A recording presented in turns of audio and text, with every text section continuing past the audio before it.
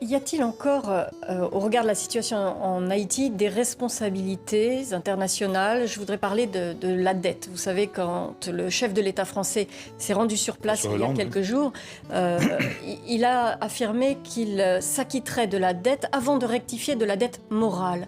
Comment est-ce que vous avez réagi à ce... on rappelle peut-être que pendant des décennies, la jeune République, Haïti, a dû payer à la France une sorte de rançon de son indépendance. Oui. D'abord, je ne discute pas des conversations de chefs d'État. Je ne prends pas ça très au sérieux.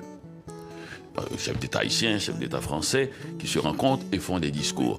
Ce qui est intéressant, je préfère entendre les ministres qui passent après et qui viennent avec des documents, avec des dossiers et qui discutent entre ministres et pour voir ce qui se passe. Et plus bas encore même, les chefs de service, c'est encore mieux.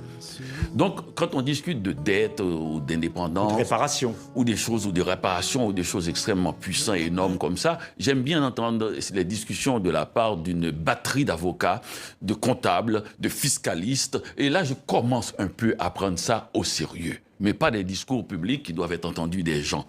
L'expression qui est dite souvent, la dette de l'indépendance, est une expression fausse. Elle n'existe pas. Il n'y a pas de dette de l'indépendance parce que l'indépendance haïtienne a été faite de manière implacable, intraitable. Il y a eu guerre coloniale et Haïti a chassé l'armée napoléonienne du territoire haïtien.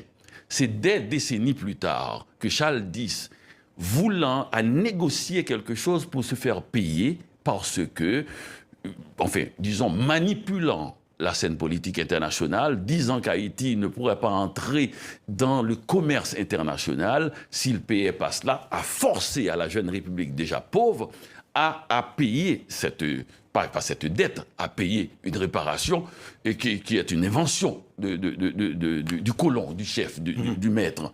Donc pour moi, c'est deux choses complètement différentes. L'indépendance ne doit pas aller avec cela. C'est forcer la main de quelqu'un de plus faible. Haïti, voulant entrer dans le concert des nations, voulant vendre, a accepté de payer cette réparation. Mais il paraît même qu'on aurait pu même l'éviter si la diplomatie haïtienne avait négocié de manière plus sérieuse, plus forte sur cette question-là.